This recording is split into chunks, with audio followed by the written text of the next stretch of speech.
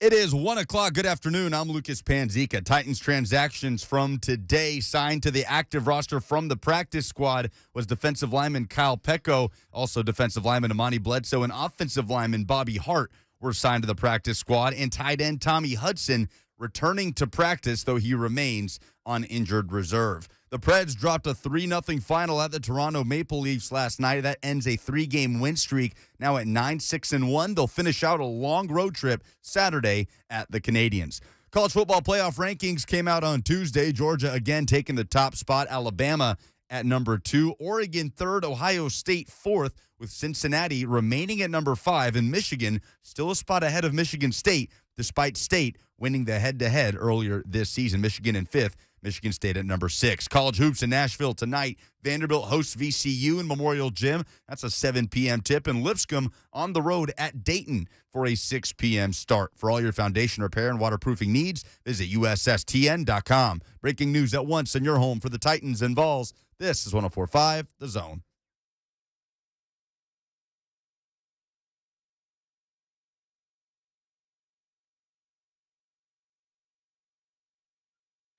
Happy Hump Day, everybody. What's going on? Blaine and Mickey, it's the Wednesday edition. We got a big show for you coming up. John Brice is going to join us. By the way, if you're a college football coach and you're not fired, congratulations. Because holy crap, there's a lot of people who are already out of a job in that business.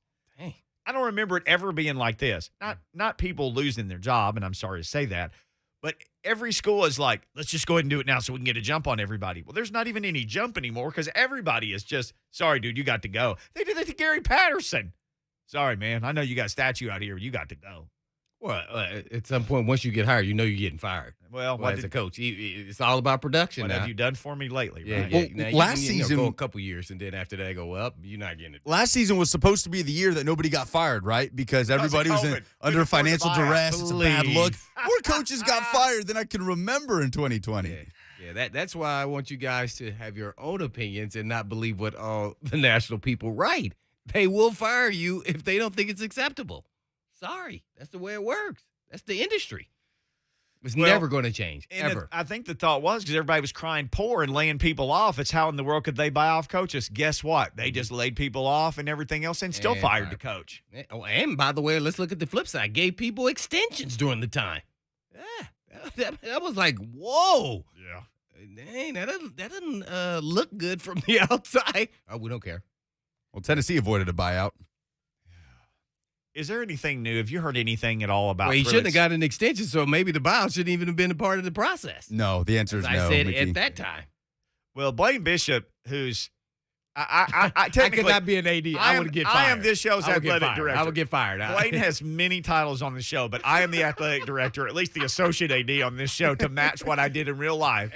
Lucas is our linguist. So you said I'm a phony AD? Lucas also is our hard drive, meaning we store memories on him. We ask him, what happened, Lucas? We don't remember that day, He's and that Lucas blue tells chip us. guy, you know. You are the director of content. You're director of abductus longus operations. You're our groin expert.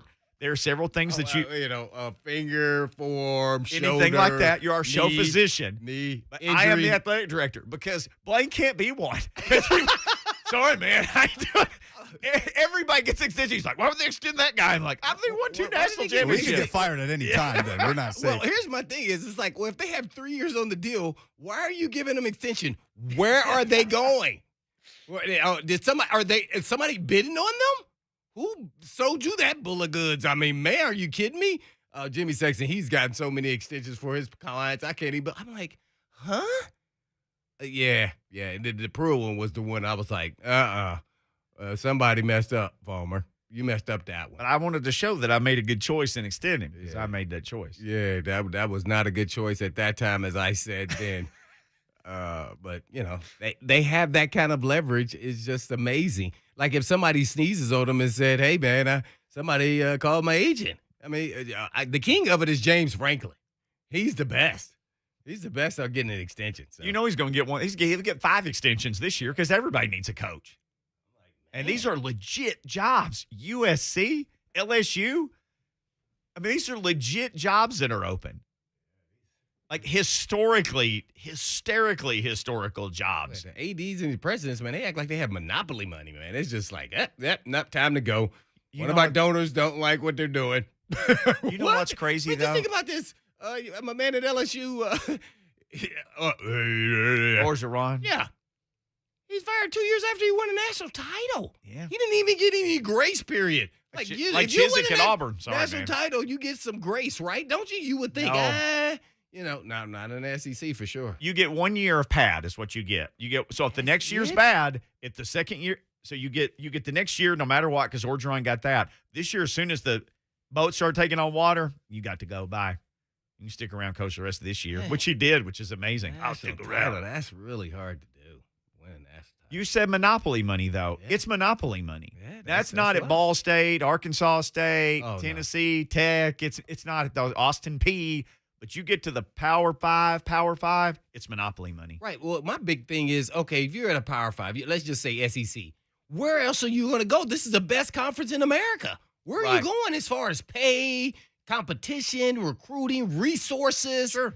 Oh, so you're going to go leave me to go to LSU? Oh, we talked to LSU. Bye then. Bye. Like Jimbo Fisher. Yeah. Right. He's like, he had to shut that down. Right. He had to stop. There's no way he's going to get paid more. In Texas, their money is all over the place. Texas A&M. Sure. And there's this and too. Texas too. Yeah, both of them. Yeah, so it's just like, I don't think you want to bark up that tree.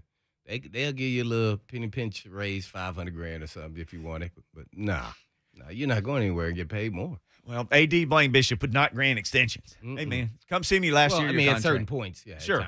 Come see me last year, your contract, and let's see what's going on. But not now. You got 3 years left? No, get out of here. Nah, I'll be having my punch list, especially if you see the guy that's trying to continually move up the ladder. That's why I said James Franklin was going to leave Vanderbilt. There was no choice. They weren't going to pay him that kind of money. They just weren't. So he had no choice. He was going to leave. And he put their feet to the fire, see if they would. And they didn't. I'm sure he wanted to stay, but nah. Even though, Penn, you can't pass up Penn State over Vandy. Nothing against Vandy, but yeah, he had to. You can win a national championship at Penn State. Well, if you can get over the hurdle of Michigan State, sure, and Ohio State. Oh, sure. I mean, there is that. But you could. But it would have been easier there than here. That was the point. The fact that I wasn't here. I had moved away when that happened, so I didn't have a front. He won 9 games 2 years in a row at Vanderbilt. Oh yeah, he was gone. You knew it was going to happen. Everybody was in denial, but he had no choice. They weren't going to step up to the plate and pay him. Could you imagine pay him that kind of money? That's like being taken to the brink of the promised land and looking in and then just being pulled away from it. If you're a Vandy fan, everybody's picking on you, putting you down. Then that guy wins 9 games, then wins 9 again, and you have to think, oh, my gosh, this is what it's supposed to feel like. And then he goes to Penn State. Yeah. And then here you go again. It hurt him. It hurt him. And fans, God bless them, because I was at a school that we had 5 coaches in 5 years. Fans would be like, this Malzahn's not going to leave. And I said, I like Gus a lot, but he's going to leave. He's going to get you should ask them. So if we were paying you $1 million and somebody offered you $4 million, would you stay? You know what? That's what you need to ask them. Oh, nope. This is a real thing that happened in life on earth. This was a real thing that happened when Hugh Freeze got offered the Ole Miss job. If you remember, there were a couple guys ahead of him in line that got offered a job and didn't take the job. So I'm sitting there and I'm thinking, they're going to get to him eventually. And they did. And they called him. Of course, he can't turn it down. There are still people who are mad at him for leaving to go. And I know all the other stuff. I know. Before you tweet me about it, I know about all the. Okay, you don't have to tweet me about it. That was before. So he goes to Ole Miss. And I remember somebody telling me how mad they were that he left. And I said, do you know what he made here? I said, do you know what he made here? I'm just asking you. I said, he made $210,000. This was 2011. I said, you know what his base pay is at Ole Miss? It was $2.1 million. It was 10 times more. 10x. It was exactly 10. And he got a per game win bonus. They won 6 games his first year. He got a per game win bonus. If my memory serves me right, they won the Egg Bowl that year. I was at the game. And I said, I know you love Arkansas State. Nobody loves it more than me. It's my whole life. That's all I talk about. Let me ask you, whatever you do, if somebody down the street called and said, we'll give you 10 times what you make to come do the same thing here, you're leaving. How soon do you transportation is going to be at my house? Supposedly he went to the then AD. It wasn't Terry Mahajer. It was the guy before Mahajer. Supposedly Hugh went to him and said, look, I really like it here. My family likes it here. If I would stay, what could you give me? And supposedly he was like, how does 260 grab you? It was like 250 or 260. He was like, go ahead and forward my mail to Oxford because That's what happens, man. Their money's long, man. Oh, my goodness. It's long money. Tristan in Brentwood wants to weigh in on all this craziness. Hey, Tristan, what's going on? Thanks for calling Blaine and Mickey. I would not be an Edward Ron is getting fired because he slept around or hooked up with one of the person that had the president's wife, or that's what I heard from Outkick the coverage. Okay. Well, Yeah. there Well, you that could be true, but it takes two to tango. I will would say, just say that. It takes two to tango. let me just say this too, Tristan, and that may be And that 100% probably true. true. But here's the thing. You think if he won a national championship again this year, they care who he They was would sleeping fire with? him. Nope. No. Mm-mm. Nope. Nope. Hey, man, here's a voucher for a hotel room. It's exceptions when you win. No different than if a player is a great player, he gets exceptions. Oh, my gosh. Yeah, I don't live by that rule. Yeah, I don't like that. But though, that's a dang world that we live in, no? Yeah, I don't like that. If you win, if you're a great player, Mm-mm. curfew, smurfew, don't matter. Whatever. You do what you want. Yeah, I don't live by that rule. Mm-mm. No, because see, what happens in my mindset is the top of the food chain, whoever it is, coach, player, what have you, AD. If you set the example and you show them what's happened, it trickles down to everybody else, and everybody else is staying in line. Yep. That's how I view it. So I'm gonna give somebody some grace. I mean, we had the late great McNair. He was late for the flight, a couple times. And about the third time, I'm going, hey, man, we sitting in this runway for like an hour. It's time to go. Sorry. I think he got enough money to make it there. Mhm. Matter of fact, I think he can get his own jet to get there. So let's go. Nope, we sat there and waited 45 minutes. Yeah. So I think they would have waited on, Jason Gesser. Mm-mm. No. They probably wouldn't have waited on Blaine Bishop. Sorry, Double B. You got to fly Delta. Live by your own rules, Blaine. I would never lay down. Oh, that's like me now. I live in a world where in my mind, and I know this, I got no leeway anywhere. I get everywhere early. I feel like I'm one bad play away from being on the street. So I live my life like that. Mm-hmm. I live my life like the 53rd guy on the roster, Yeah, I live that way too. Yeah. Well, at one point, 8th round draft pick, you were trying to be the 53rd guy on the roster, Oh, man, if I really told somebody like my real goal when I got drafted, we're going to do this real quick. It's not going to take that long. It's not going to take that long. My goal when I got drafted and I went to camp, I said, oh, man, I hope I make the practice squad. I said, I need to change a lot of things. I need to stay out of the weight room. Stop that. I'm strong enough. Right. I'm benching 400 something. I'm squatting 500. I'm too stiff. I need to be able to move and change directions. After I left that mini camp, no more weight room. I'm doing a lot of flexibility, track work, agility. I was in the basketball arena. I'm like, I'm going to be the quickest man alive. I'm going to stay in front of somebody. I'm not even going to play offense. That's what I was thinking at the time, back then. You're talking about 1993. Yeah. Came back, quickest man alive. I said, uh-oh, I'm going to make the roster. Yeah. We get to training camp. I said, I'm going to make the roster now. I saw what I needed immediately. Were you able to transform quick enough, though, to get back yeah, up? mini camps back then was like in May or, you do it right after the draft. Oh, so that's when you got there. And So so you're then like, I oh, was like, shoot, oh. I'll come back into July. I'll be a Yep. new cat. Mm-hmm. Okay. Yeah. And I came back a new cat. Ooh. And I was moving like a cat. Well, I like it. Mm-hmm. And that's what happened. But most guys probably would have said back, oh, I'm good enough. Blah, blah, blah. Nah, man, it changed quickly. Then dudes started dropping like flies. I said, oh, I'm making this roster. I'm having an impact. Buddy Ryan pulls you in and is like, I know you got here as a cornerback. You got to play safety, big dog. I wasn't happy about that. In the box, too. Yeah. He was I like, need you right down here with these guards and stuff. Yeah. Last day, he pushed me in a 907 drill in my back. and somebody clipped me in my head, lineman.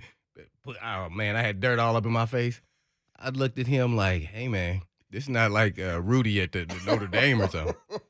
And I was like, hey, man, you do that one more time, we're going to have some conversations. He said, you got it. I think you got it now. Well, I know I better get it because I'm going to get hurt out here. I'm going to get hurt out here, man. What you talking about? All right. John Brice is set to join us next. Let's talk some more college football. We will do that next on Blaine and Mickey 1045 The Zone.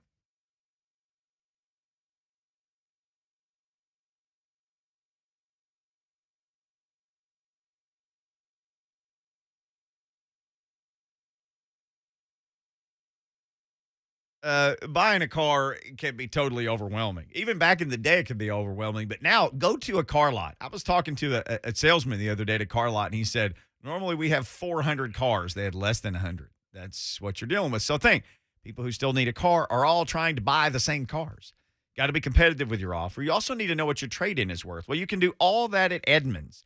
Edmunds is your spot on the internet to figure all this stuff out. They've been making car shopping less stressful now for over 50 years for people. At Edmunds, you can sort through all these different vehicles, right? You can, sort by color or feature, whatever you want to do. They've got all these filters at Edmunds.com. The other thing is you could literally just go to their top rated awards.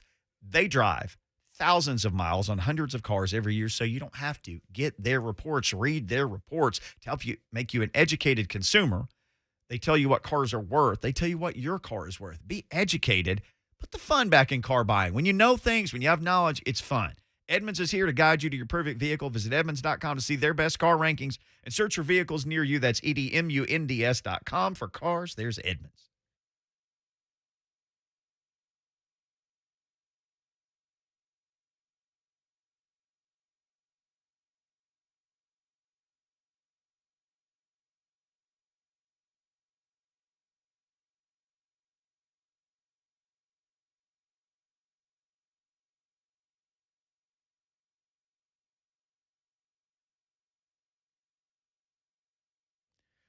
So, if you're a lady or a gentleman out there and you're tired of dealing with hair loss, there's a place you can go. It's PAI. And for some people, kind of sneaks up on them. And then they see a picture of them, from a year, 2, 3 years ago, and they think, gosh. Or you're on that group text with your buddies, right? Guys, gals, I'm talking about. And somebody makes the joke about, look at us, that's when we had hair. And it's in college or it's back in high school. Or again, maybe it's just a couple of years ago. And you think, man. Well, for a lot of people, they try to hide it or they shave their head or they wear a hat or different things like that. You don't have to do that anymore. You can stop throwing these temporary fixes in. Get a permanent fix at PAI. They offer all different types of ways to keep the hair you have and get the hair back that you've lost, literally starting with something as simple as just sitting under a light, just sitting under a laser light. It does wonders. I did it.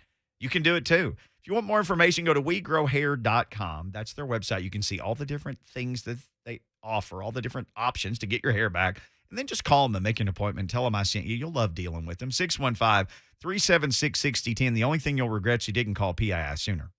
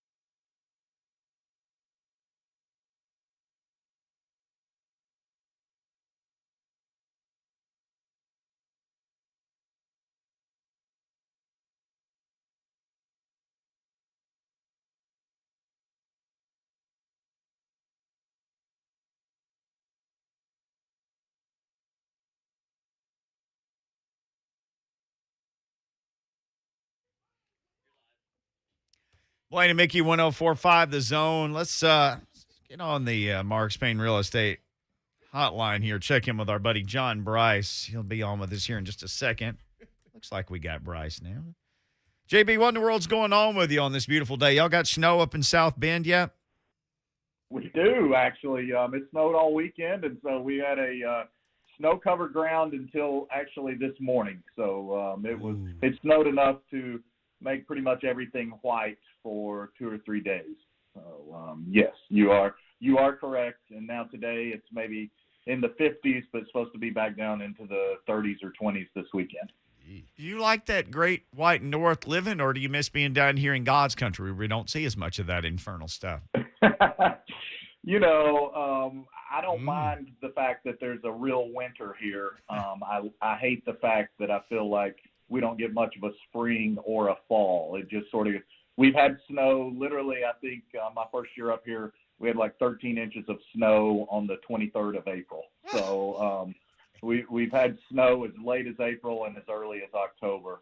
So we get a summer and we obviously get a winter, but we don't get much in the way of spring or fall. So Tennessee is God's country, and Big Sky country is God's country as well. There you go. John Brice, South Bend resident, works for FootballScoop, longtime Tennessee guy, living in the state of Tennessee, at John D. Brice 1 on Twitter. So let's get into this. I know there's a lot of coaching changes already, and we were joking about this in the first segment. It's like everybody said, well, let's just go ahead and do it now and get ahead of the curve. Nobody's even ahead of the curve anymore because so many people have already parted company with their coach. Yeah, I think it's a dozen already at the football bowl subdivision level, Mickey. And obviously the very first Power 5 domino to fall was Southern Cal. You had LSU right after that. Then you had Texas Tech and TCU, both right after that. Now Virginia Tech, Washington State. So it's not just that MAC teams or Conference USA or whatever are already making changes, but the big boys are making changes. And here's the overarching reason why. Well, first of all, Justin Fuente at Virginia Tech and Clay Helton at Southern Cal went into this season in must-win situations, and Helton's team stumbled early.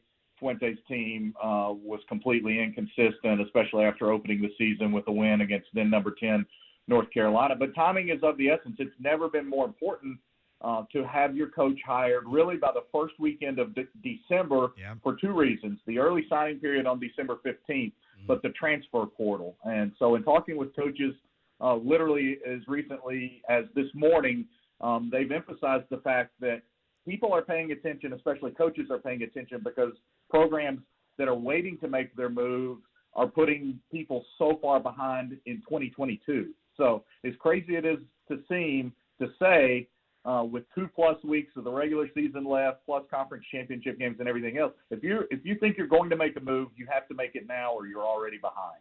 Oh, man. John Brice, our guest here on Blaine and Mickey. Well, you know me, John. I want to hear who's on the list. And I don't want to hear the normal candidates that already have SEC jobs for another job. I'm not very big on that. But, I mean, like TCU, USC, what direction they're going? Two really good programs. Yeah, they are two really good programs. Look, I think when you look at USC, I believe Luke Fickell has been at the absolute very tip top of their list for a really long time. I think James Franklin has tremendous interest in that job and would like to be further up on Southern Cal's list, just to be honest with you. But I don't think that they're at James Franklin right now. I still think it's very strongly Luke Fickell at the top of the list. Obviously, we've seen Dave Aranda's name start to circulate there some this week, but I talked to a former USC staffer late last night, and I just said, you understand it. You worked out there for quite a while. You know the lay of the land. What do you make of Dave Aranda? And this staffer said to me, has he done enough to earn a USC yet? And that's a very valid question, because until a month ago, USC fans would have been absolutely livid, even though they're not particularly vocal. They would have been absolutely livid if Dave Aranda had been the name floated. So I still think you could see a Dan Quinn in the mix at Southern Cal. He's one that football people I trust a lot have referenced him to me. He obviously led the Falcons to a Super Bowl berth and a subsequent meltdown, but he's got a lot of football bona fides and is extremely gifted from an organizational standpoint. So that's a couple there. I think, Lane Kiffin continues to be mentioned at LSU. I believe in that. I think that, the Jimbo Fisher chatter has been persistent. Lincoln Riley is certainly another name that's been very persistent with LSU.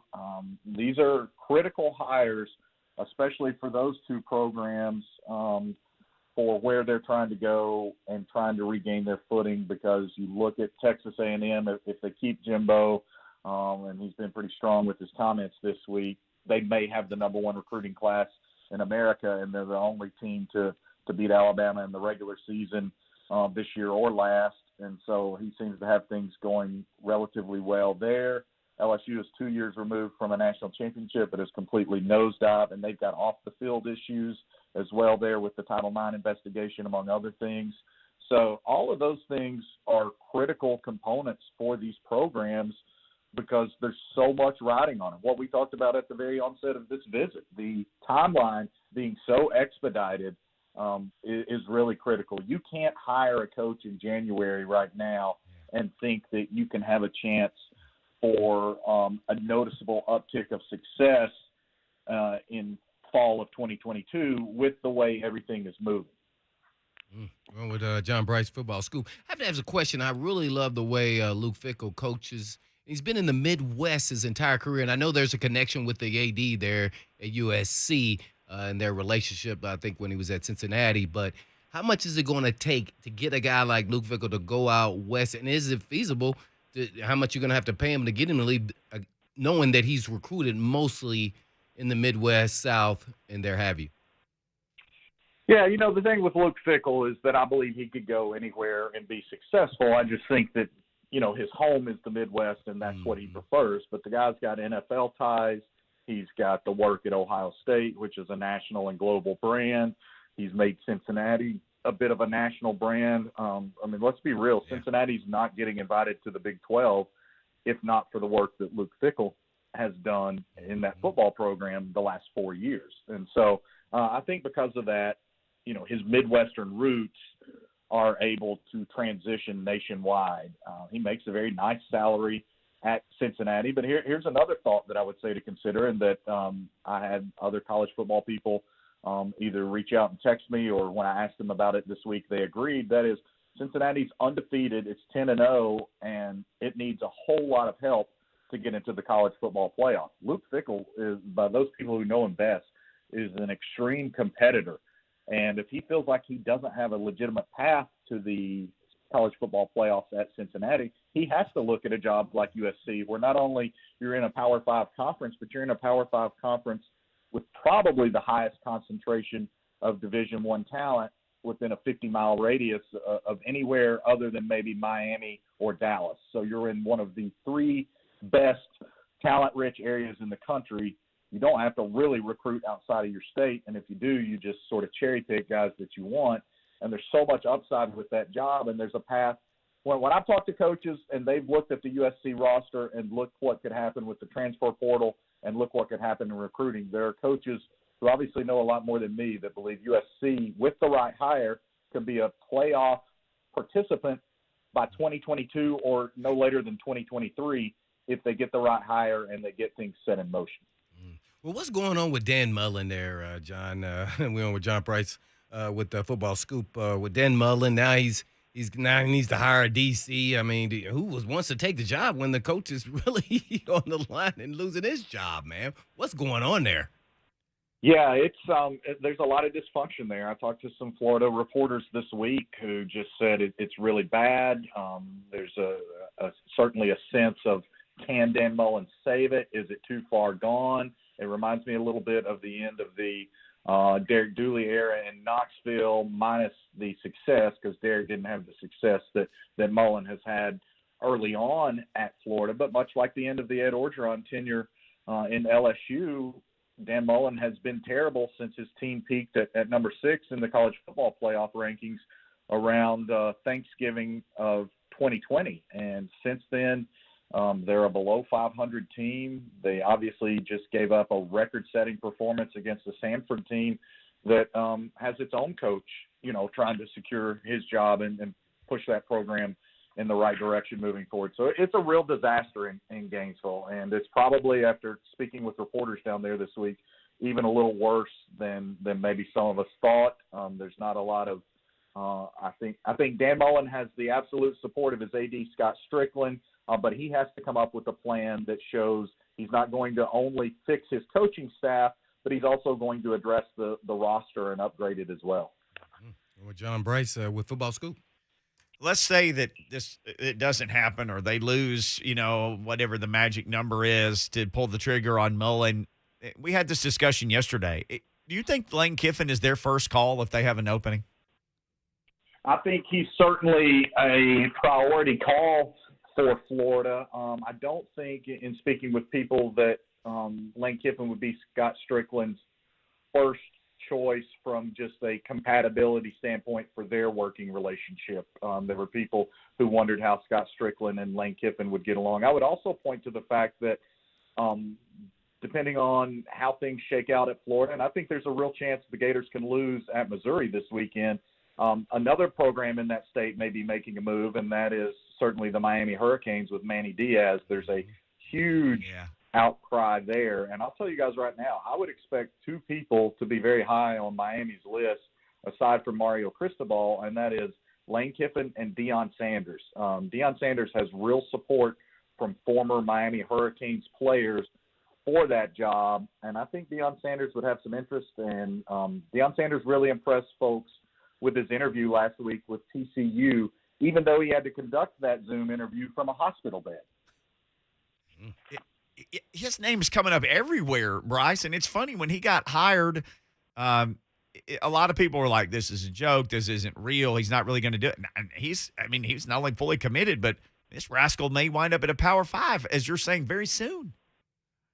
Yeah, and I think Deion has reached out and counseled with some of the absolute top coaches in college football about how to navigate this and how to handle this. And I ultimately think that TCU has their guy, and they'll stick to someone with really, really deep Texas ties. But I think that Deion presented a very valid program plan and has a method that he wants to attack from recruiting and staff building and all of those things. And look, at a place like Miami where the financial resources are not there, you need somebody with the sizzle. And certainly Deion has that with his presence, with his podcast and the documentary crew that follows him around, and just sort of his persona. And certainly Lane Kiffin is very savvy in that regard as well. And once again, there are certainly detractions about that job, but when we talk to coaches, they all want to win. And Miami, with that talent base right around it and being in an ACC that suddenly doesn't even look like Clemson is the kingpin anymore, there's a real path to national relevance sooner rather than later. And I think coaches are looking at that. It's funny you say that, because the average college football fan would think that Miami was just swimming in money and resources, and that was the first thing you talked about, was how they don't necessarily have the most resources. I think that's hard for the average college football fan to believe. Yeah, well, it's a small school. It's a private school.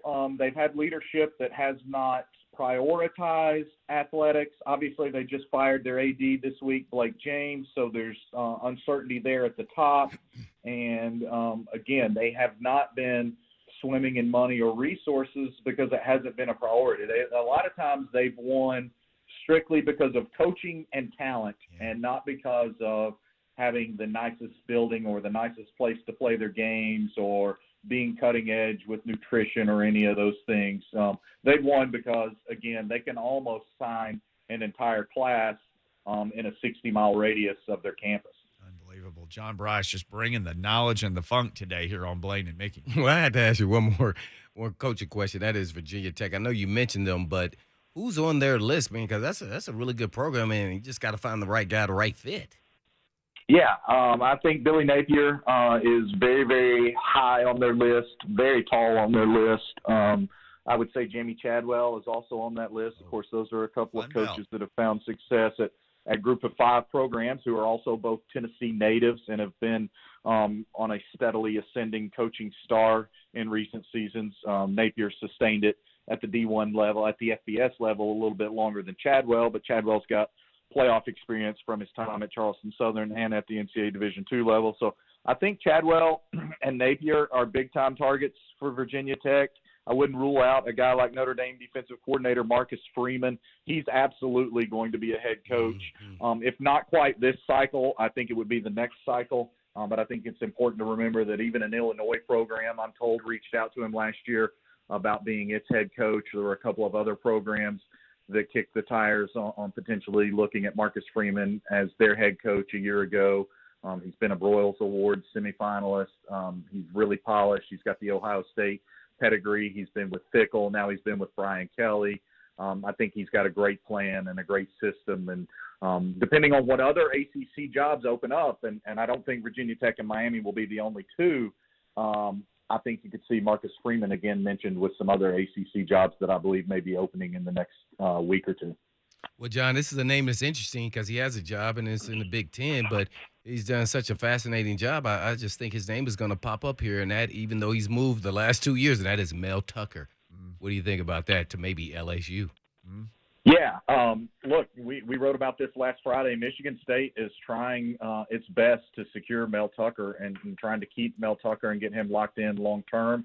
He's absolutely been a person of interest at LSU. I would not discount Mel Tucker with the LSU job at this point in time. LSU obviously pays a lot more. Mel Tucker has a great contract and a great salary at Michigan State, but what he's done there has truly been historic. First coach in program history to ever win his first 2 games against Michigan. He's already recruited all over the South in previous stops. He's worked under Nick Saban. He's been at Georgia with Kirby Smart.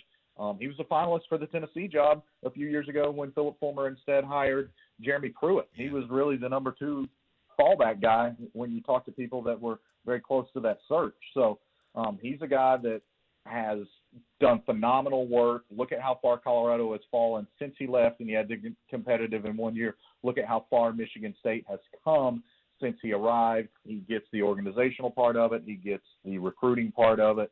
And he just has a demeanor and a persona about him that I think really makes his guys play hard for him.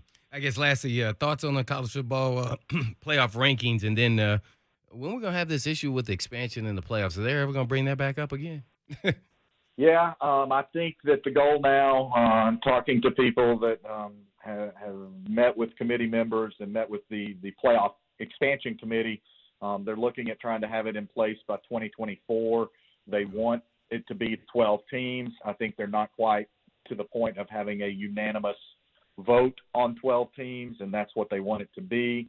But I would look for that if they're going to move it forward, I think it's going to be 2024, and it will be 12 teams. That's their driving goal. As for the current playoff rankings, I've used one word to describe this college season. I'll continue to use it. It's chaos. It's absolutely chaos in those rankings. It's been chaos on the field. And I'm telling you, like, the rest of the country is queasy about the thought of Alabama finding a way to beat Georgia in the SEC championship game, because those 2 teams would absolutely be in the playoffs. And then you're talking about just 2 slots instead of 3 slots for arguably the deepest field of legitimate teams that could contend they deserve in the playoff that we've ever seen. So this season is absolutely an IV for the playoff crowd. Yeah, or are they going to start cramping? John, great stuff, man. Just, oh my gosh, there's so much stuff. I appreciate the knowledge. People need to follow you at John D. Brice 1 on Twitter. They need to constantly check Football Scoop for updates, because we are in silly season for coaches already, and you guys are on top of all of it. Thank you, brother. Thanks a lot. The carousel is spinning, and always got to give a shout-out to a couple of my loyal Nashville friends and devoted listeners of your show, my guy V-Love, and, of course, my boy Hibbs. So appreciate those guys tuning in. Of course, always. Brice, thank you, man. We'll talk again soon. He mic dropped. Yeah. He gave a shout-out, so drop the mic. All right, when we come back, Kyle's player – or not Kyle. Ooh. Oh, that's one of the callers, too, our listeners. Yeah. Yes, Kyle. Blaine Bishop's player of the week from 2 weeks ago was exiled, but he's back. Titans making moves. We'll tell you about it next. Oh, that hurt my heart.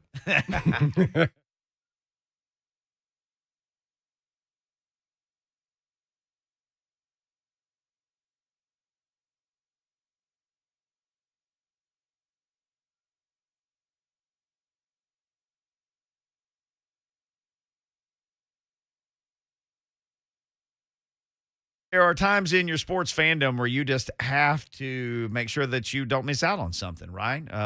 This is one of those moments. So 2022, a day on your calendar in 2022 that you need to circle. It's because Pekka Rinne's jersey is getting retired. And here it is, February 24th, 2022. There you go.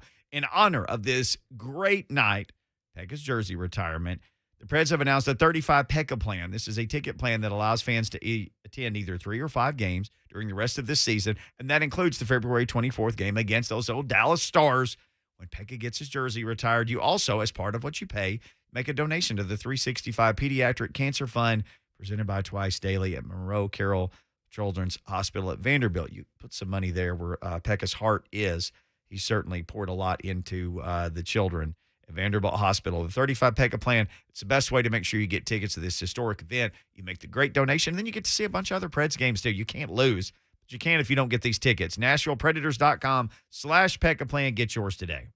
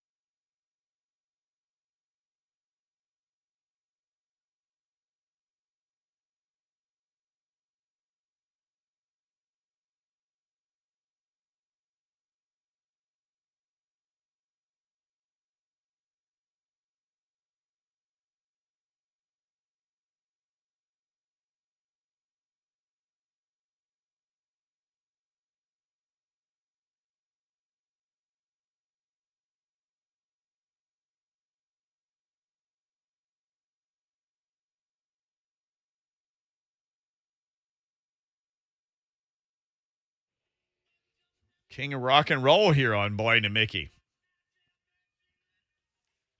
Elvis Presley. Man, rolling through all of it on here. I like it.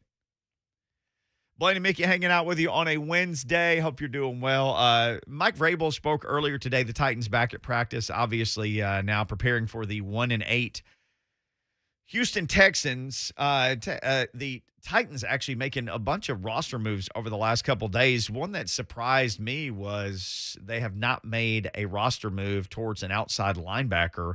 We're all sort of awaiting word on what's going to happen with Bud Dupree. Nothing yet. There was a report yesterday. It was James Palmer, one of the Jeremy Fowler. Thank you. Appreciate that, Lucas, who essentially tweeted out that it was day to day and he was getting more tests done, which it was basically a report that nobody knows anything. And here's a report essentially saying, I know nothing other than we all know nothing, which I appreciated the update. But Derek Roberson came off injured reserve on Tuesday. And Roberson's an interesting cat, but he's only got 3 sacks in his career in 12 career games. All those came in 2019. So he's strictly been a depth guy for this team. He came up and played 3 games at the end of his rookie year and had a sack and a sack and a sack. It was pretty amazing, but has kind of bounced on and off the roster, had some injury issues. But Derek Roberson off IR on Tuesday. Dylan Cole, he makes his play on special teams. He gets signed to the active roster. So all you Dylan Cole fans, he probably got to flex again. He was flexing during the game. Then they made a bunch of other moves. So today they signed from the practice squad to the active roster Kyle Pecco, who's a defensive lineman that's been around. He was around for training camp. A lot of people really liked the job that he did in training camp. They signed to the practice squad Amani Bledsoe, defensive lineman, and one Bobby Hart. Oh, he still lives, Bobby Hart. Yes, I have a soft side for him. So here's the thing about – so did they just tell him – because surely that guy – Since his situation is fluid, he's got to be living in like some kind of team hotel or something where they just like, hey, man, we're going to cut you. Just go to your room and wait by the phone. We're going to call you. I don't think they say, we're going to bring you back. They say there's a possibility. Right. You got to leave a window. You got to coach lingo. That way, in case you don't bring him back. You didn't tell him. Right. Yeah. Mm-hmm, you didn't tell him. So I'm sure he's probably staying in the place he was staying before. I don't know. They got all kind of new apartments, hotels, and everything else over there by the facility now. So I would probably have an agreement over there where those guys can get out of their leases after, a month if they get released or what have you. So hopefully he was just staying there, staying in shape, and they could pull him back up just in case they need him for a third stringer, because that's really what he is. Sure. That's why I said, when you say you're looking at Hart and you say, oh, he played horrible, well, he's not even supposed to be on the roster. So considering that, I mean, he did a decent job. He went from not on a roster to starting. Well, I would have pooped on myself. Sure. Aaron Donald. I would have been shivering. I wasn't shivering. I was already shivering my first time I lined up man-to-man on Jerry Rice. I was shaking. I was like, oh, my God. And then I looked at the quarterback. He was like, oh, yeah, we're going right at you. Ooh. I was like, uh-oh. You nervous? Yeah, I was so nervous. I almost squirted. Boop. That would have been Steve Young? Yes, it was. And Jerry Rice. Yeah, it was.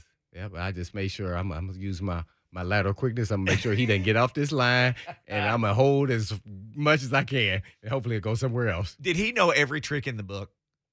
Who, Jerry Rice? Yes. I mean, he was just such an exceptional route runner. It's not like I was going against him all the time, but that was really his stick. And then he was, that's why I always talk about the clock and then game speed. They said he only ran a 4.5. That was an absolute lie. He must have run a 4.5 with equipment on, because he ran different. That's why I was coming with the jokes about you should run with your equipment on at the combine. Sure. Because that's really your true test of how fast a guy is. Because some guys just can run faster when somebody's chasing them than, I got to run against a clock. Amen. And they get tight and they force, and, it's not fluid. It's not natural for them. So some guys are just that way. I was one of those guys that way. So, yeah, I just think he was a really polished route runner, very driven, and, he's the greatest of all time. I mean, there was nothing that he couldn't do. Run after catch was, woof. I just remember, though, even as a kid, and not even understanding football speed or some of those things when he came in the league. Mm-hmm. And I just remember watching 49ers games. They're a popular team, so you get their games. And I just remember thinking, nobody ever catches him. Why do they keep saying he's slow? I don't know. Remember, no one caught him. There's video after video of him just running down the field with no one catching him. Yeah. And I remember thinking, who are the people that says he's slow, and why do they keep saying that? You know what? Because they keep going back to the time he timed at the combine. Yeah. And It was like 4.6 and change. and they or will something at the live combine. by that. I mean, it's like it's the Bible or something. It's crazy. I mean, they used to come in our scouting report and they give us a scouting report from our scouting department and say Jimmy Smith only runs a 4.5. I said, man, I do my own scouting, man. This guy's fast. I've been out there running with him. Yeah, I run a 4.5. He is not a 4.5. Sorry. And I know, by the way, Denard Walker over there, he runs a 4.4. I know he was on the LSU's track team. I know exactly what he run. And he ran and took a step on him. Yeah. So, no, he nowhere near no 4.5. He might have ran that at the combine or whatever test they did. You're right. But The and underwear it's Olympics. not just we played against them. You go watch the tape, and it's over and over and over against different players. You go, well, I know that guy is fast. Nope. I'm like, dang, does he have to run by Darryl Green and then y'all believe him? I mean, really? Come on, man. Crazy thing, you said this about Darryl Green before, like he slowed down to 4.4. Yeah, he slowed down. He to slowed 4.4. down to 4.4. Yeah, I when think he was legitimately he was 38, probably 4.2, 4.3 when he first got in the league. Nobody really knew how fast he was. Who did he walk down on TV on Monday night when we were kids? It might have been Herschel Walker, Marcus Allen, or Tony Dorsett. He walked down Tony Dorsett. That's who it was because they were Dallas Redskins. Yep, at that time. Mm-hmm. Which was as big as it got in those days. Yep. Yeah. That was the biggest, and Tony Dorsett was considered one of the fastest guys in the NFL. Yeah, and 99, as they said on Monday Night Football, 99 yards and a half. Yeah, but Tony he walked Dorsett. them. So yeah, they got some guys. Keep rotating. They're gonna break the record for most players on the roster. They that- 2 away from tying it. Yeah. He's gonna get it. 7 games left. There's 7 games left in this season. 7 games still. Including this one against the Texans. And please do not assume that the Titans are going to win this game. Tyrod Taylor, man, he's a solid player. He's a solid quarterback. He can give you issues if he starts running around too, by the way. I think, Lucas, when we come back, let's do this. Mike Vrabel talking about Tyrod Taylor. Yeah. And I can share some rushing stats. That guy can get away from some people fast. You cannot discount what that guy can do to you. Yeah. Made a career out of it. We'll get into that and more. Hour number 2 of Blaine and Mickey coming up next.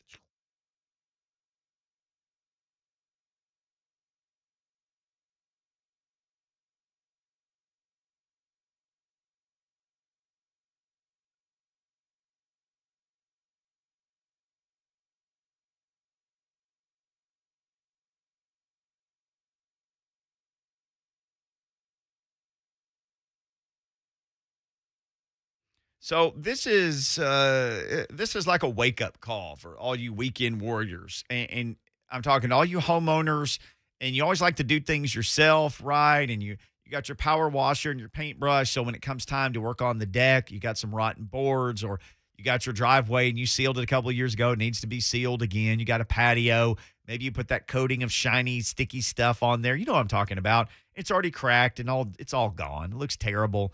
There's a product called Everseal that can stop all this madness for you. Now, all you weekend warriors, you're gonna have to hand the keys over, so to speak, to the folks at Everseal. But you've been sealing all these years when you need to be Eversealing. It's an amazing product.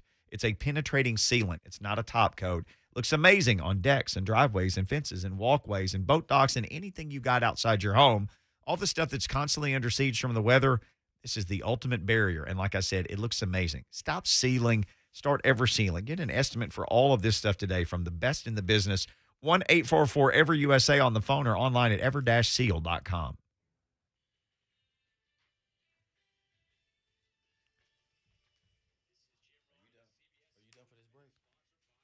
I don't know if he's playing a taped Ryan Kelly or not. Did you order food? Pizza. Dude, you are so hungry today. Is there nothing in your bag that can carry you over? Oh, I got an apple.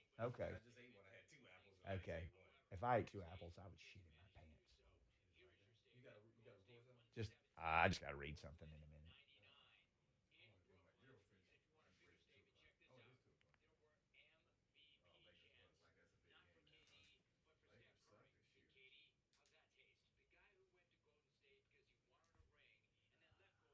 I haven't watched 1 minute of NBA. I know you like basketball. Have you seen any of those Laker games?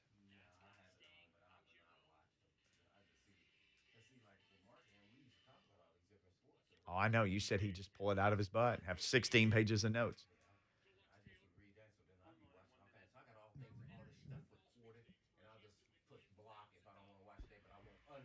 Right.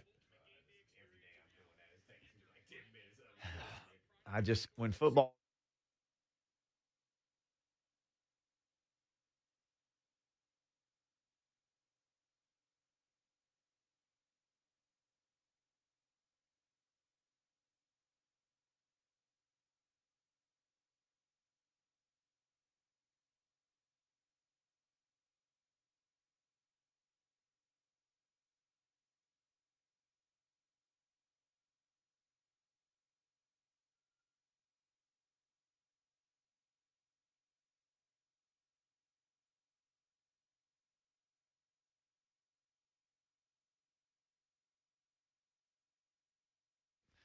Got my buddy Ryan Kelly, the home loan expert, on the phone. And Ryan, it's so interesting right now.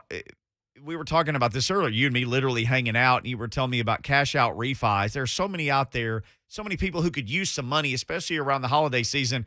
And we're talking about $50,000+, the average that people are cashing out of their home right now for whatever they want to do with the money. It's crazy. Yeah, I know. And it was great seeing you today in the studio, I'll tell you that. And cash out refinance is probably one of the biggest loan applications that we see right now. I mean, right now, folks are feeling it, right? I mean, things are costing a lot more.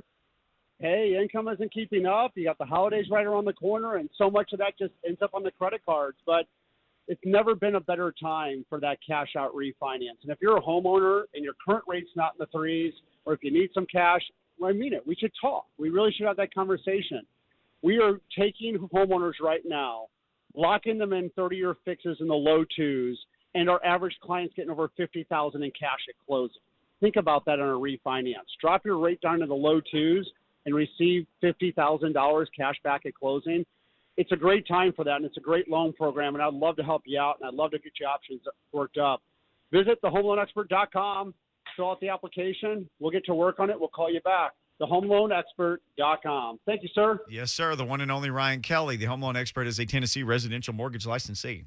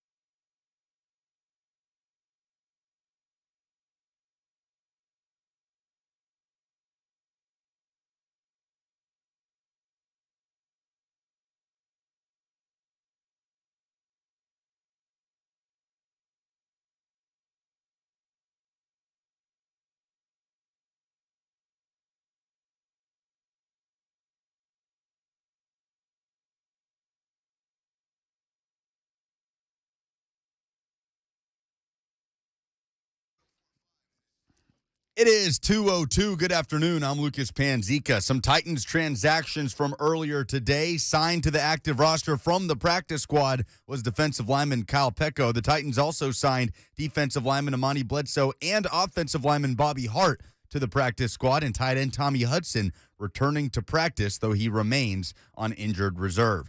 Preds dropped a 3-0 final at the Toronto Maple Leafs last night. That ends a 3-game win streak, now at 9-6-1. They'll finish out the road trip Saturday against the Canadiens. College football playoff rankings came out on Tuesday. Georgia and Alabama still at number 1 and 2, respectively. Oregon coming in at number 3, Ohio State in 4th, with Cincinnati still unbeaten, remaining at number 5. And Michigan, one spot ahead of Michigan State at number 6, despite losing the head-to-head matchup. College hoops in Nashville tonight. Vanderbilt hosts VCU in Memorial Gym, a 7 p.m. tip, and Lipscomb is at Dayton for a 6 p.m. start. For all your foundation repair and waterproofing needs, visit USSTN.com. Breaking news at once on your home for the Titans and Vols. This is 104.5 The Zone.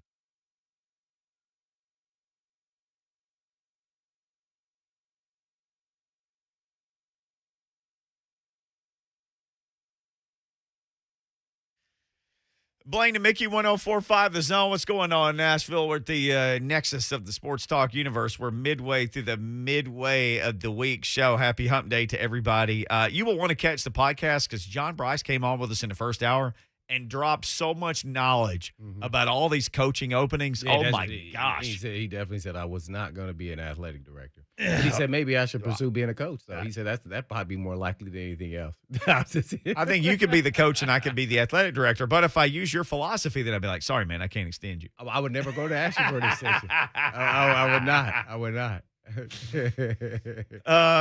Blaine Bishop, Mickey Ryan, Lucas Panzika hanging out with you like always. Jordan Dajani is going to be on with us in just a few minutes to discuss NFL headlines, and there are a bunch of those as always. Titans back on the practice field prepping for the Houston Texans, and the Texans are 1-8. It has been a slog of a year for those guys, and we ended the last hour. We're talking about he's not Tyrod, he's Tyrod Taylor. Virginia Tech, man. I remember him. Still doing the same thing. At this guy's best, he's like 3,000, 3,200 passing and 500 yards rushing. Yeah, there's times you will believe that he could be your franchise quarterback. But I really believe this is the type of style quarterback I would love to have for a backup for Tannehill. Yep. Because I know if something happened, he can go for an extended period of time. And I'm going to say that 5 to 8 games if that had to happen. You would feel like, oh, he's a solid quarterback. He's just not the guy. He's always the linchpin in between the next player. It's unfortunate for him, but that's his role in this league, and he can make a lot of money being in that role. And this is just like what they're looking for their quarterback for next year. Sampling with Steels and then kid for Stanford, and then him being injured early. So, hey, he's a handful though. It's not gonna be X marked the spot. He can move around. He can make every throw. He is this year 8 for 78 rushing, so he's almost 10 yards a carry when he runs the ball. Whoa. So every time this dude leaves the pocket with the ball, that's a first down. That can make for a long afternoon. Man, I just want to, grumpy face emoji right there when you did that. Like, ooh. That's not, man. As a defensive lineman and a DB, I'm like, we got extended plays here. Yep. That's not fun. No. They better get him down quick. We've had this discussion before, but I think it's fascinating. And we didn't talk about this. This is not on the script. We're going off the teleprompter here. We never. We never do. Okay, that's fair. That's fair. We're getting a lot of people telling my mic was hot at one point. I guess it was hot during the commercial. I didn't say anything bad. So hello to everybody who heard us during the commercial. Oh. We were talking about we were going to order some pizza. That's right. When it comes to backup quarterbacks, some teams think I just want the next closest version to my guy that starts.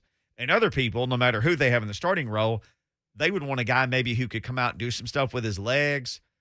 He might offer something different even than the starter just to try to put the defense off a little bit. And we've had this discussion, like, who would be the ideal backup for the Titans? We've talked about this a bunch of times because you got your guy in Tannehill. His cap hit next year is like 38 or 39 million. They're probably going to have to mess with his contract and maybe extend it to lower that cap hit. Bottom line, give him some signing bonus money. Yeah, he ain't going nowhere. He's going to be here. Yeah. So, what's the ideal backup quarterback situation to you? Your head coach, Blaine Bishop. Who do you want as your number 2? Well, I just said I like Tyrod Taylor. I would like where I don't have to disrupt my offense and change it at all. I want him just a lesser version of what is the starter. And I think that's kind of what he is. He can move around in the pocket. He has a good field pocket. He has a big arm. He can make every throw. He's a little more scramblier than Tannehill, but, that's okay, too. He's a poor man's Tannehill. That's kind of what I see as him, And at times he could look better, but he's not consistently that guy. Yeah. So, yeah, I don't like – and it depends on who's available, too, for your backup. That's why some guys go off script and get a guy that's totally opposite because it's not a player available that's somewhat similar. I just don't want to change my style of offense to cater to one player, which is the quarterback. I want to still run my offense and we don't miss a beat. He's just not, not as good. It's funny because the Raiders, we look at them and they have Marcus Mariota. He's nothing like Carr. He's nothing like that guy. And now they have Marcus run gadget plays, and he gets a snap or two a game. Somewhat like what the Titans did. Yes. When he became the backup. And to me, that's interesting because we all watched the one game where Marcus came in last year, and that dude was running around everywhere. Yeah. It was just crazy. Yeah, he looked healthy. Yeah. He was going. Well, he looked good even at quarterback. Yeah. So, that can also throw a curveball, to the defense to an extent when a guy's totally different. But that only lasts so long. Yeah. And that's why I kind of want the poor man's of whoever my starter is. So that means you get 3-4 games out of it, not just like a game and maybe a game and a half, and people go, okay, we figured out this other guy. We can just, okay, we got this. Yeah. Or Fitzpatrick or guys like, I like those guys as backups, but somehow they'll do well enough for a while, and you go, this guy can be our guy. In reality, they it's can't. Fool's gold. Yeah. But they'll look great, though, for a handful of games. You'll go, wow, man. And then he'll look horrible a couple games. You go, yeah, he is who we thought he was. Pick Patrick. Mike Vrabel actually earlier today spoke and really said some nice things about Tyrod Taylor. Here's the Titans head coach on the Texans QB. Well, the ability to scramble, the ability to mix in, whether it's the RPO game, or him running with the football. I think that's something that will always be critical to understand, with Tyrod. He's won games in this league, so we'll have to try to make sure that we're good on the edges. And when we rush, it's probably a different style each week. And his style is such that, if our rush lanes aren't sound, he will be able to put the ball away and gain yards. When everybody's got their back turned and they're covering a man-to-man, if we're reckless in our rush, he can make you pay. See, that's the thing. You think if you're in man coverage, you got your back to the guy. Hey, man, I'm just going to go run for 12 yards and run out of bounds. Run right up your back. Yep. You'd be like, where did he come from? Yep. Yeah, wow. Ain't no easy weeks in the NFL. I know fans look at 1-8 Texans and they think, woo, 9-2. Hey, man, they want to win this game. Everybody in the building in Houston would love nothing more than to beat the team from Nashville who used to be in Houston. Yeah. And it's, kind of like a homecoming there with the Ring of Honor introductions and alumni a little bit weekend. And, yeah. Mm-hmm. Love to spoil it. Oh, they'd love to spoil it. It's always going to be that way. So they'll be up. They'll have their best shot. So better be ready. Titans fans, you guys better be ready because I'm pretty sure the Titans are going to be ready. This is interesting. The one thing about the Texans, they're 31st in plays run per game. They just don't run a lot of plays. That means they're doing a lot of 3 and out. But I thought you were about to say they're 31st against the rush because that is true too. Yeah, no, they're 31st against the rush. But I thought, okay, what do they do on offense? Because they got all these running backs and Taylor runs some. And I thought, my gosh, they're like 31st in rushing attempts. So what do they throw it much? No, they don't do much of that either. They just don't run a lot of offensive plays. 31st in plays run. And you just jinxed them. Now they're going to run a whole They're bunch going of to run plays. 78 plays. I know. That's what happened, too. Yeah, he's talking about RPO and all this. I'm like, oh, my. Oh, man. Does that make your neck hurt? Yeah, that's tough, man. You got to play a lot of man-to-man, to stop that in the NFL. Got to be disciplined. I want them to stomp them early. I really no do. hope. Yeah. I mean, really early. Because we're the better team. This is one when I'm watching the videos of both teams, and this shouldn't be a game if they do what they've been doing. Even the last 2 games, even though they rushed for under 100 yards, they should be able to rush for 100 yards in this game. Yeah. Total for a team, as a team. So that's where everything starts in this offense. I want to see them continually, get better on offense without the king. It's a game to do it. Sure is. Need to get the rushing game tuned up for sure because they've run it a lot, but not for a lot in the last couple of games without the king. The offense has really suffered without the king, even in total yardage numbers, everything. It's all down. And that's to be expected when you lose your best player. But now's the time to be figuring it out, and they need to be doing that. All right, we're going to figure out some NFL headlines next. Jordan Dajani from CBS Sports set to join us. We'll talk about it all. NFL stuff, NFL talk next on Blaine and Mickey. JD.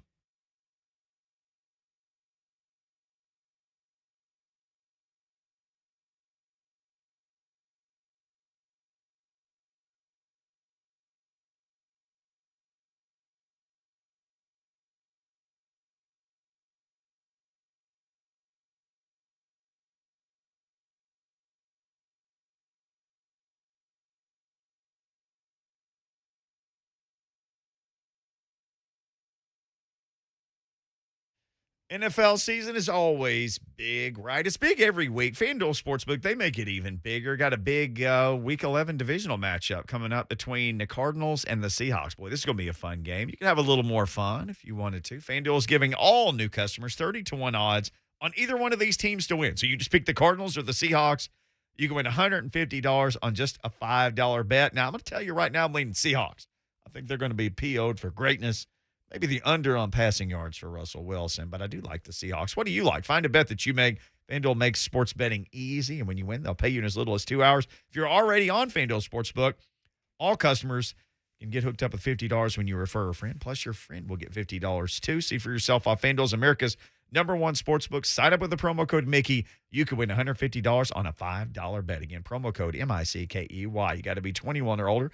President Tennessee, New Year's is only $10 first deposit required. Must wager in designated offer market. Max bonus $150. Bonus for Tennessee users filled in the site credit within 72 hours. Tennessee site credit expires 14 days after receipt. Restrictions apply. See full terms at sportsbook.fanduel.com. And if you got a gambling problem, call the Tennessee Red Line at 1-800-889-9789.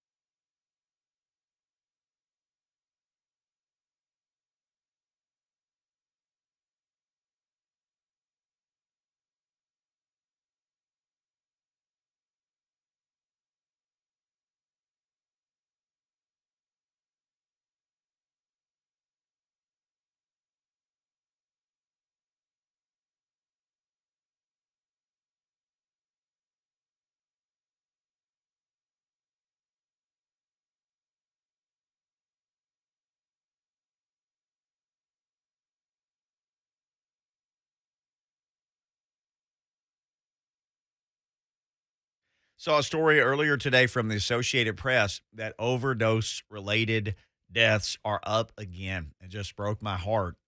Seems like that's a way of life here in Middle Tennessee. It doesn't have to be. Fentanyl involved once again.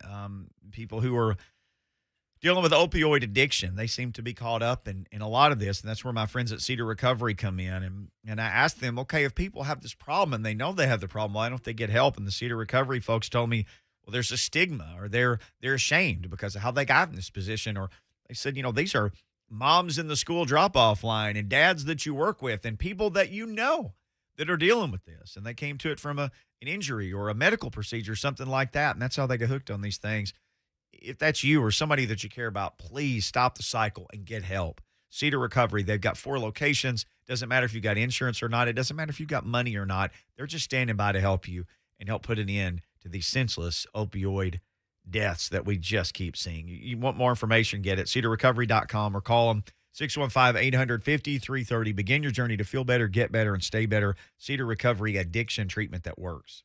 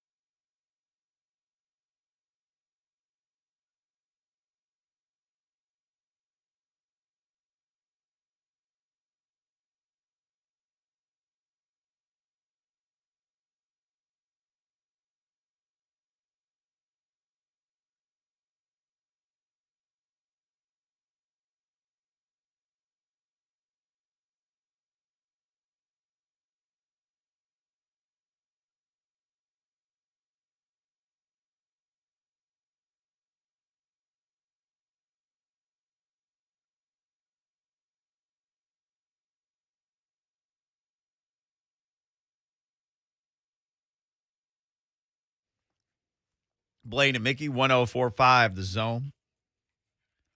Talked a lot of college football today. And by the way, Lucas Panzica with some news that he sent us earlier. Mel Tucker. Yeah, that question I asked about if Mel Tucker's going to be there by LSU. Good chance he may stay at Michigan State. They're working on a $95 million extension for him. Hey, man, buy another coat. You can afford it with $95 million and stay up here. Dang, $95 million? Michigan State, man. We got in the wrong business. Man, I wonder how many years that is.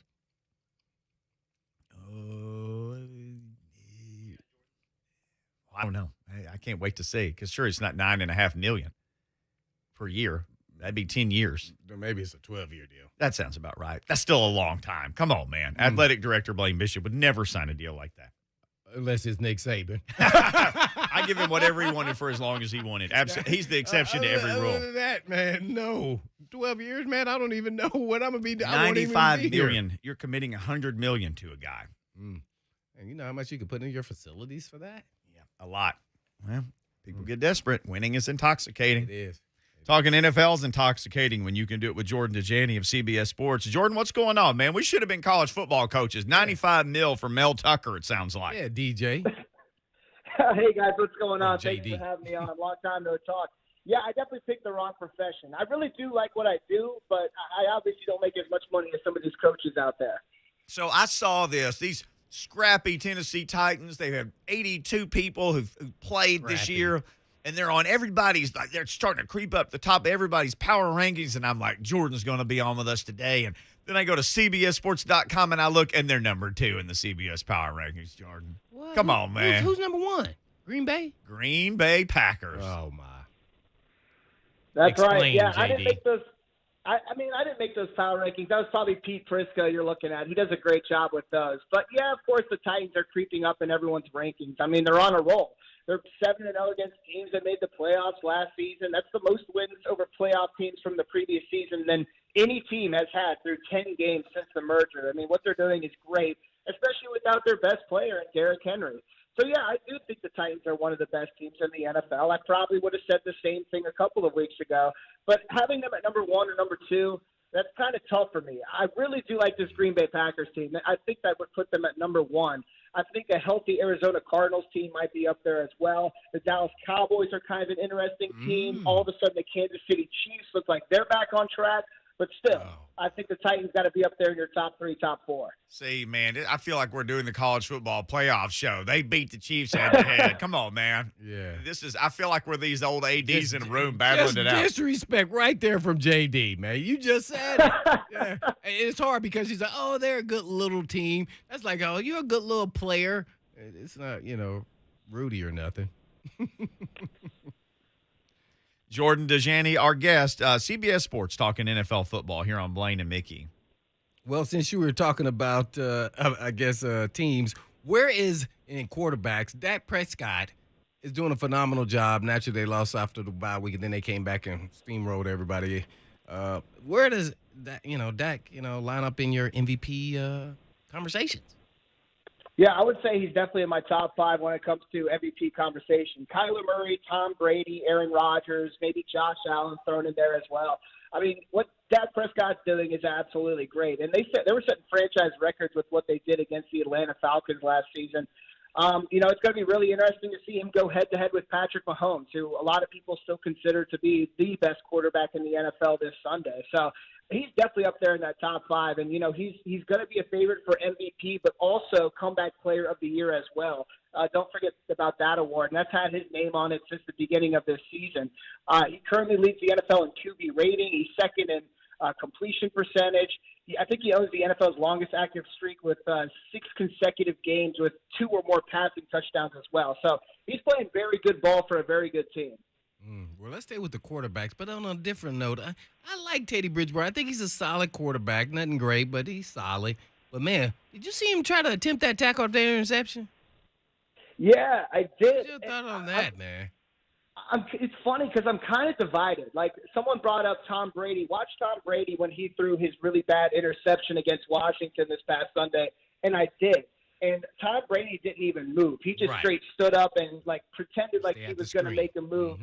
But yeah, I mean, Teddy, I'm kind of out on Teddy as a legitimate starting quarterback. I heard you guys talking about best backups that you would consider, and Teddy Bridgewater would probably make my list right there. But, I think he's probably getting a little bit too much hate for making a business decision. But then again, it looks really bad when you're that close to the defensive player returning the ball, obviously. It looks really bad when you pull up when you're that close. I think that's why Tom Brady just stays away.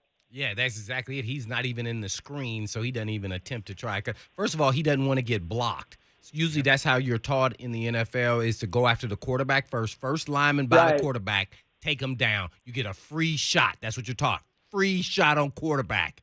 And a lot of them don't even take him down now. They just kind of stay in their way and make sure they don't attempt to because you'll still get a flag, which is crazy anyway. But since we're talking about crazy stuff, when did we come up with the Colts midseason hard knocks? When did this happen? I was just informed of this yesterday, and I was like, huh?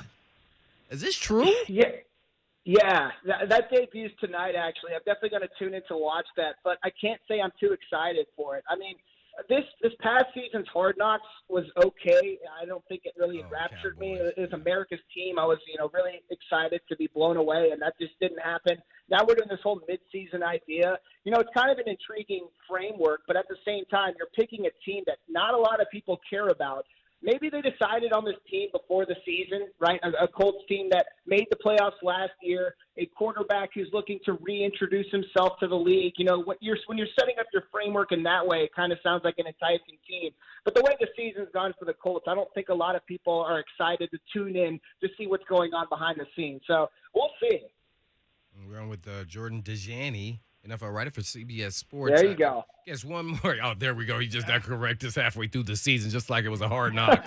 No. Thanks a lot there. I have to ask you, give us your observation on what you've seen from the Houston Texans. I was really intrigued that they play really hard. And I watched last week's game versus the Dolphins, and Taylor had some mishaps there, but he still looks like he's a competent quarterback, a solid, starting quarterback, maybe probably a backup long term, but man, hey, they at least gonna give it a run there early on to the Titans. How do you see this matching up? Yeah, that's a good question. I mean, with Tyrod Taylor, I really liked what I saw with him to begin the year. I mean, he upset the Jacksonville Jaguars. He won by 16 points, threw 2 touchdowns. I thought he looked incredibly impressive. He also had 40 yards on the ground in that matchup. And then against the Cleveland Browns on the road, before he exited with the injury, I mean, I think it was like a tied game at halftime. It was a very close game after the first 2 quarters. And, he kept that Texans team really competitive, and they ended up covering the spread in that game as well. When he returned against the Miami Dolphins, he had a really, really bad outing. He went 24 of 43, threw 3 picks. There were really bad interceptions as well. Just not what you're used to seeing from Tyrod Taylor, a proven veteran who has starting experience. But maybe this is a matchup where he can kind of get back on track. So he's a guy you can't really rule out. But again, this Texans team, obviously he's not going to top anyone's power rankings or near the bottom. But keep an eye on the defense as well. I think that their defense had season best in points allowed with 17 yards allowed, takeaways, sacks, and QB pressures against the Dolphins. Of course, they were facing Jacoby Brissett. That's worth mentioning. But this is a team that can be feisty when they want to. And in my mind, their feistiness really comes out when they're getting some kind of level of consistency from the quarterback position, whether that's going to be Tyrod Taylor or whether that's Davis Mills, as we saw against the Patriots earlier this year as well. So this is a team you can't sleep on. Yes, the Titans should beat them, but when it comes to the spread, I got some thinking to do about that. We're on with Jordan Dajani, NFL writer for CBS Sports. So, Jordan, I know life comes at you fast as an NFL quarterback, but, Baker Mayfield has gone from, media darling, commercials, and up-and-coming NFL quarterback to just last night, I read 3 different services who'd written stories about who are the Browns going to take at quarterback to replace him. That happened pretty quick, it seems like. Yeah, I got to tell you, Mickey, I'm kind of rattled about this situation. I was asked about Baker Mayfield a lot this offseason when it came to his prospective contract and, comparing him with Lamar Jackson and Josh Allen because they were up for new deals as well. And in my mind, I always thought Baker Mayfield was going to get that contract. It might be structured differently, but he hasn't helped himself this season. And, everything was kind of set up for him to find some level of success. But, of course, they went through the Odell Beckham Jr. drama. They've been dealing with injuries on both sides of the ball. And now Baker's saying he's more banged up than he ever has been. but he really struggled against the Patriots. He's now lost 4 of his past 5 starts. It's the 6th game this season that he has thrown 1 touchdown or fewer. And, of course, he got beat up again. He was injured once again. I think it was knee tendonitis that forced him out of the game. He couldn't get anything going on the field, and it was really hard watching that game. So the Browns have a really difficult discussion to have. And, it seems like it's less and less likely what that, prospective contract is going to look like in terms of dollars and cents and how long they really want to marry themselves to this guy. It's really tough. You have to attribute a lot of this to injury as well. But at the same time, it doesn't seem like he's been a guy to really command the huddle on the field. It just seems like it's getting worse and worse. Mm-hmm. What do you think happens to Le'Veon Bell? I mean, he went to the Ravens, who were a running back needy team, and it winds up flaming out there. Blaine and I were talking about him a couple days ago. It wasn't that long ago that he was really considered the best or among the very best running backs in the NFL. Is this the end of the line, or think somebody kicks the tires on him again? Heck, I mean, Titans might be a team, but we haven't heard anything about that around here. Yeah, life comes at you fast when you're a running back, especially when you're a guy who tries to, start a holdout and try to get the money that you're worth. And it's almost like things go downhill after that for guys like him and Melvin Gordon. With Le'Veon, it's not surprising that this ended the way it did with Baltimore. It was always kind of set up to be like this. He spent a good amount of time on the practice squad. Baltimore had him in because of injuries. Now, when it comes to Le'Veon's future, I do think it's possible another team tries to kick the tires on him, because I know that his agent is going to be calling up every team trying to get him just at least another workout, at least another chance to suit up for another team to try to help his legacy somewhat. But in terms of him actually doing anything, it does really seem like the end of the line for a running back that we once considered one of the best running backs and receivers in the NFL, and he wanted to be paid like one of the top 5 at each position. That just never came to fruition, and it's kind of tough. You guys should go check out his Twitter bio as well. It seems like he's really feeding into all of the online negativity and everything like that. So we'll see if this is the end of the line. I mean, he's not going to play any kind of big role moving forward. So it's the end of the line in that sense. But, yeah, kind of a tough ending for a player who is once one of the best in the NFL. Okay, I have to ask you about this. Jordan Dajani from CBS Sports. There was an article on Pro Football Talk yesterday, and I read it, and my eyes were just bugging out of my head. So there's talk, and this isn't a mystery. The NFL might just tell St. Louis, okay, as part of this litigation, let's just end this mess. Here's you an expansion team.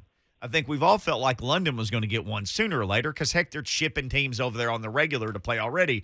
But there's no symmetry with a 34-team league. Florio wrote about a possible 40-team NFL. And so and it was like, before you ask about where the remainder of the teams come from, he said all American cities, some smaller, and they would just build smaller stadiums. Where are you going to find 40 times 2 quarterbacks and 40 cities, for that matter, who can legitimately have an NFL team? I have no idea. I mean, it's almost like you got to make some kind of sacrifice of product as well if you're going to go that way. And if you're the king of the sports world in America, that seems like kind of a tough route to go as well. But looking at the NFL, just kind of reading the tea leaves with what they've done in terms of new CBA deals and what they've done in terms of expanding the playoffs, in terms of what they're doing trying to make their dollar worth more, I guess it wouldn't surprise me. Now, the numbers you throw out there, what Mike Florio said, obviously shocked me a lot. But, yeah, especially when you bring up the city thing as well. But I do want to say this. If there is one expansion, let's say there's one expansion team that goes out, the one city that I'm going to move to and I'll leave Nashville for to become the beat writer for CBS, it's going to be the Honolulu Tigers or the Honolulu Pelicans or whatever we're going to be. I really want to see one in Hawaii. Yeah, take us with you. Yeah, we're all going. Yeah, I've been down there a few times. Yeah, it's not too bad. Yeah, eggs and things. I want a regular table there, right there on Waikiki. Jordan Dajani hanging out with us. Blaine and Mickey here on 104.5 The Zone. Well, Jordan, one of the games this week is Cowboys and Chiefs. So I guess give us a little, 411 on how this is going to go down. Yeah, I can't wait for this game. It's definitely the game of the week in my mind. You look at what the Chiefs did last week, 516 yards of total offense, which is the most they have recorded all season. So you could say that they exercised some demons offensively. looking at Patrick Mahomes, he looked a lot more comfortable and a lot more accurate with the ball. You also have to give credit to Darrell Williams. I mean, 43 rushing yards, 101 receiving yards. Tyreek Hill had a good game. Travis Kelce had a good game. And the defense is looking okay now as well, which is a big deal because not long ago they were the worst unit in the NFL. Now, as for the Cowboys, this is definitely a measuring stick game as well because we perceive them to be one of the top teams in the NFC, maybe a legitimate Super Bowl contender. And if they can win maybe a game script looking like a shootout against a Kansas City Chiefs team, and it might come down to that because the Cowboys defense is pretty inconsistent. I mean, we're not going to be able to stop talking about the Cowboys on TV and on the radio the next few days if they're able to beat the Chiefs in a shootout. So this is a measuring stick game for both franchises and both guys and both teams that want to be legitimate contenders in the NFL this season. So I think everyone's excited for it. Well, the Pats, I'm informed that won 4 in a row, and I'm like, wow, man, I like what I see out of Mac Jones when you go back and watch some of the games. And they play the Falcons, who's kind of in the desperate position of, they're still trying to push to get into the playoffs and have an outside shot, man. So how do you see this playing out? Yeah, man, with Mac Jones, I think we should cool the praise just a little bit right now. Mac Jones has looked phenomenal. He's looking really good right now, but I think we're jumping on him way too early. I mean, he posted career highs in both completion percentage, passing touchdowns against the Browns last week. You can definitely say it was his best game, but what also has helped him is his very good defense and also the Patriots' run game. I mean, New England is tied for first in rushing touchdowns over the last 4 games with 8. They've run the ball 144 times, which is the second most over that stretch. And guess what? They haven't fumbled as well. That Ramondre Stevenson kid is absolutely incredible. He had 100 rushing yards and 2 touchdowns last week. So everything is going well for the Patriots, and obviously that's going to help Mac Jones.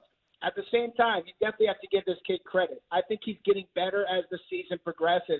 He's throwing the ball downfield more accurately now, which is obviously important when it comes to your young signal caller. He had a couple of really good jump ball tosses that were caught by his receivers.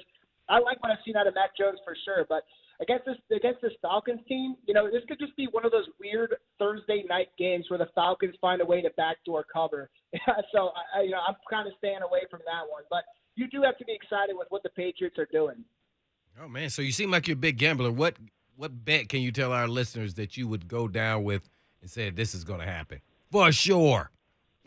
This week? Oh, man. Let me tell you, we're in Fade Jordan territory right now. The past couple of weekends have been pretty tough when it comes to pick, especially with so many underdogs rolling. But, I am eyeing this Dolphins and trying to do some research into this Dolphins-Jets game.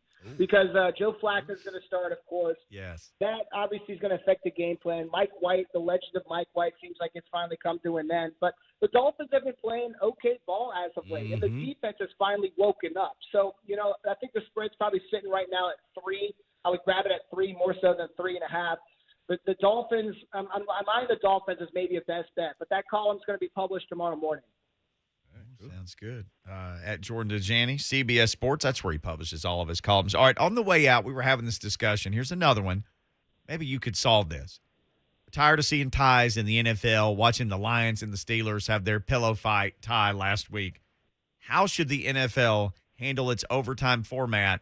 And we put the caveat on this, Jordan. You can't talk about player safety. You're making them play 17 games on the way to 18 games. And Blaine thinks even on the way to 20, which I do too. So stop with the player safety. How can they handle true overtime where you have a real winner at the end of the game and no more ties?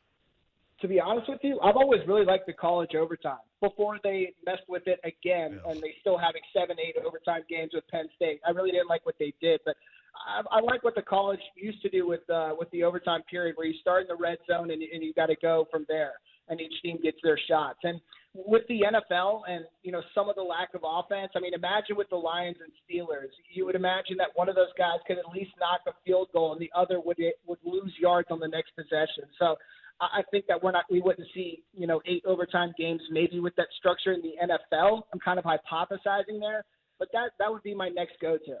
Well, I wish they'd figure something out because ties, man, that's just hard to watch. Yeah, my idea, Jordan, was to have the field goals kickers see how many you can kick 55-yard field goals, and you get 5 attempts. Whoever makes the most, oh, I kind of like wins. that. So it's like an NHL shootout. Yes. Mm-hmm. Yep. I love it.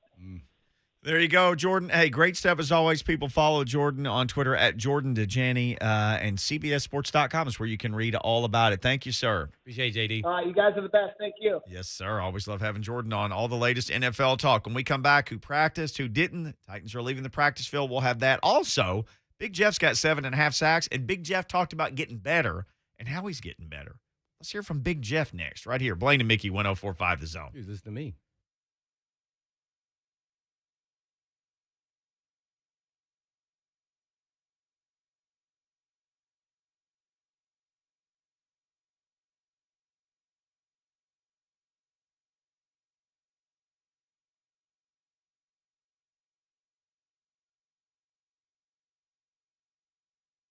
Let's talk for a minute about this concept called rent estate. Now, if you live on Earth, you probably know about real estate. That means you've got a house and you sell it, right? And you cash in one time and you go on about your merry way and somebody else owns the house. Well, here's the magical thing, or there's actually lots of them, about rent estate with Renters Warehouse. You don't sell the house, but you still make money on it. And you don't make money just once, you make money every month, right? That sounds good. You want more information? Well, the thing about owning a home and renting it out, a lot of people don't want to do that because they don't want to be the landlord. That's where the good folks at Renters Warehouse come in. For one low, flat monthly rate, Renters Warehouse, they handle all the midnight phone calls and scheduling repairs and things like that. They do all this stuff, even collecting the rent. My dad had rental houses. He always said he hated to go and ask for the money from the people. I don't know why, but he did. Maybe you do too. Renters Warehouse, they'll do all that stuff and more. If you've got a house and you don't want to sell it, check in to renting. Go to renterswarehouse.com. Call 615-398-9550 because you can't buy happiness, but you can rent it.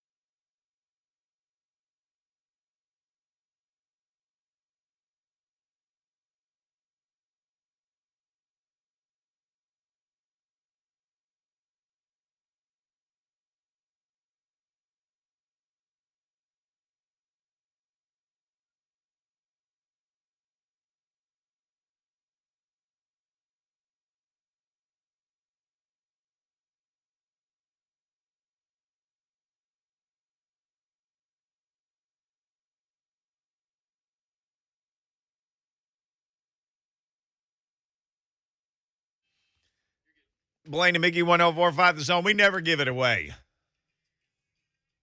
2 full hours a day. We just attack you with Titans talk and sports talk and you name it.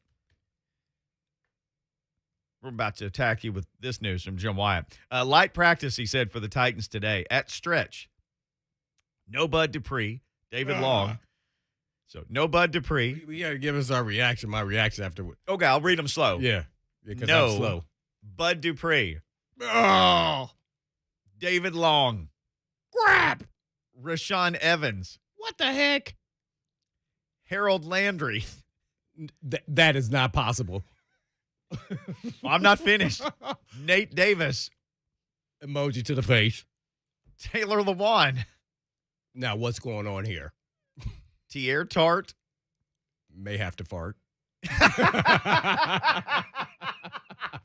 This is what goes on in my brain when I'm hearing this we stuff. can say that. Kyle Pecco, who they just signed. What the heck is going on with him? We signed an injured person. There's more. I'm just getting warmed up. Danico Autry.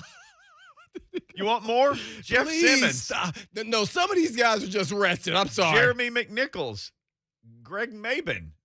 McNichols was just on 3HL. He's got to be healthy.